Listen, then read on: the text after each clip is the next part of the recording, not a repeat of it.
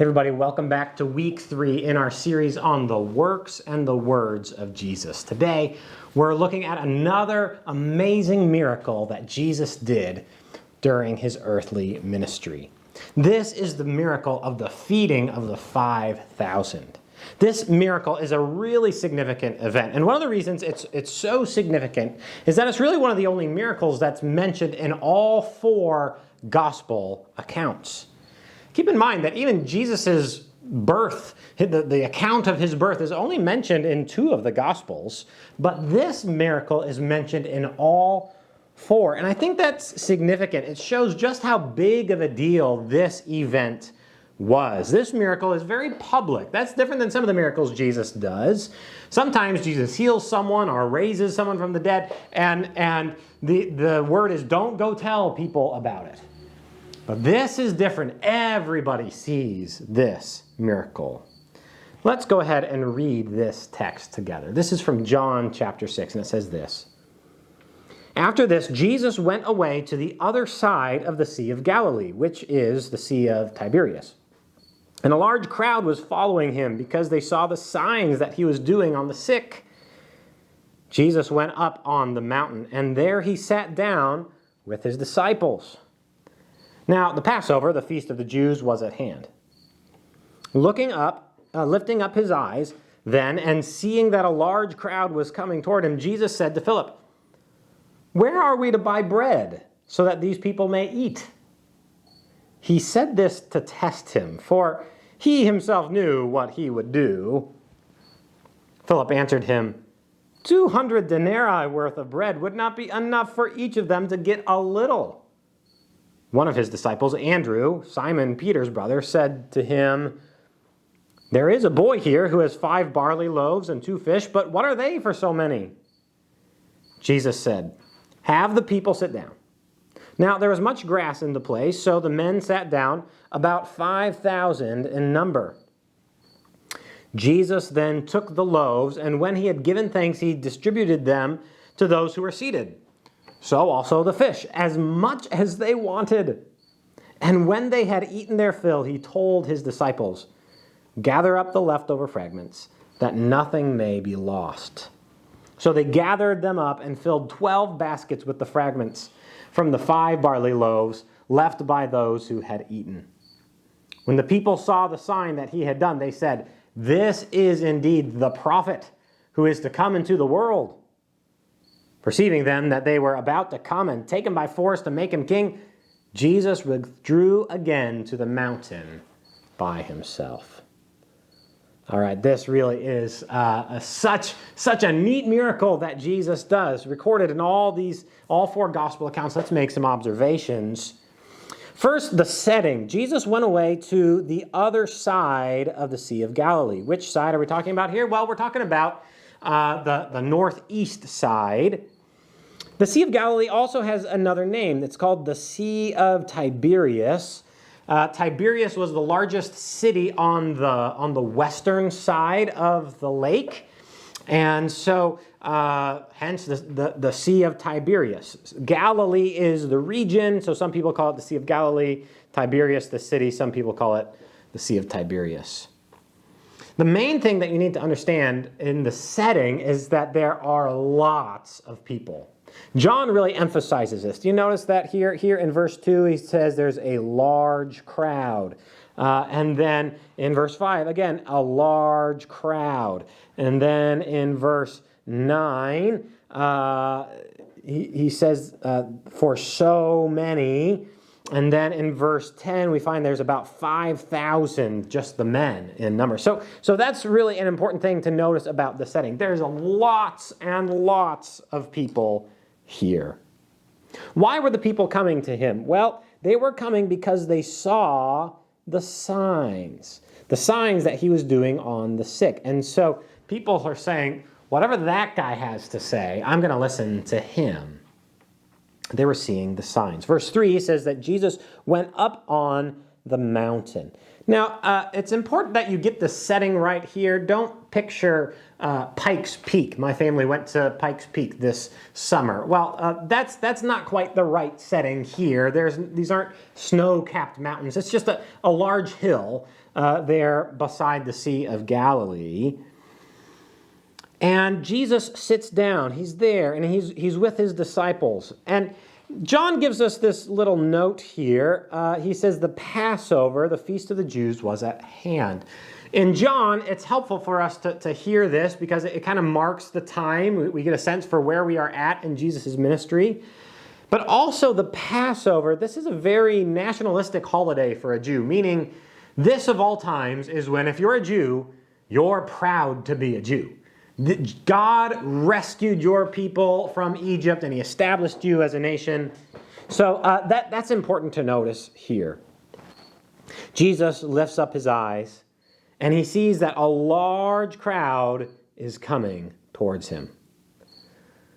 Imagine that, looking up and you see a mass of people. Your boat lands, you come up and you sit down, and a mass of people, a huge crowd, starts to gather. Now, here's what Jesus is going to do. Jesus is about to test the faith of one of his disciples. This disciple is named Philip. He says to Philip something in order to test him. You see that in verse 6? To test him, he's going to test his faith. Here's what Jesus says. Where are we to buy bread? Where are we to buy bread so that these people may eat? Now, I kind of get a kick out of this. Jesus is trying to test Philip. He knows what he's going to do. He himself knew what he was going to do. But Jesus wants to test Philip's faith. He says, where are we going to buy food? Philip, if you were going to solve this problem, where would you go to buy food? Jesus has a way of testing people. And I think that's good to know about Jesus. Jesus has the prerogative to test people's faith. You know, sometimes Jesus will test your faith. He'll put you into a circumstance, and he's wanting to test, to reveal where your faith is really at. But Jesus knows what he's going to do. Philip, how does he pass the test? Well, here's what he says. Philip answered him, 200 denarii worth of bread would not be enough for each of them to get a little. 200 denarii is a lot of money. That's about 8 months' wages. So just imagine your household and the money that you've made in the last 8 months. That money is not just something you go spending on one meal where it's not even going to feed everybody and no one's even going to be satisfied with it. Philip's saying, listen, even if we had all this money, that's not going to be enough, and people are only going to get a mouthful if you do that. Perhaps Philip is panicking. Does Jesus expect me to start footing the bill from this? I don't have this kind of money. So Philip, kind of disciple number one here, he's going, this is impossible. Then we hear from another disciple. This is Andrew. Disciple number one, Philip says impossible. Disciple number two says impossible. Andrew says this, there is a boy here who has 5 barley loaves and 2 fish, but what are they for so many? What good is that going to do us? Andrew seems to be saying. Andrew tells us about a boy, and what's interesting is we don't know a lot about this boy. We don't know his name, we don't know where he comes from, we don't know the details, but there is this sense that he's offering his lunch. And I don't want to read too much into it because we don't know, but it makes me wonder, does this little boy have more faith than the disciples? He's got lunch enough for one, 5 loaves, 2 fish, lunch enough for 1 or 2. Philip says, impossible. Andrew says, impossible. Jesus says, I got this. Here is what Jesus says. He says, have the people sit down. There's a lot of grass and about 5,000 people. Imagine the scene. They're all divided up, and Jesus has them sit down, and Jesus is going to take care of this. Verse 11 says this, and Jesus took the loaves, and when he had given thanks. Now stop there. That's interesting. That's an interesting detail because it shows us the relationship the Son has with the Father. The members of the Trinity have a relationship and love for one another. And thanksgiving Jesus has to the Father. He gives thanks for the food. And then He distributes the food. The disciples help. We learn from the other Gospels. But here's the thing to see. Everyone ate as much as they wanted. It wasn't just enough for some people to have a mouthful. Everyone is full. And that's really emphasized. You see it here? As much as they wanted, they had eaten till they're full. And then there's leftovers. There's leftover fragments. How many leftovers? Well, there's 12 baskets of fragments we find in verse 13. In fact, all four Gospels include this little detail that there are 12 baskets left over. What are we to make of that? Well, some people say that this is like one basket for each disciple. Or perhaps the idea is Jesus is showing he can provide for each of the 12 tribes of Israel. That's possible, but John doesn't make any connections here specifically. I think the main thing John is trying to tell us is Jesus didn't just scrape by with this miracle. Jesus didn't just like, whew, that was a close one, guys, but we got it done. The idea is that far and away, far more than was even needed, there's 12 baskets left over. Jesus blew it out of the water.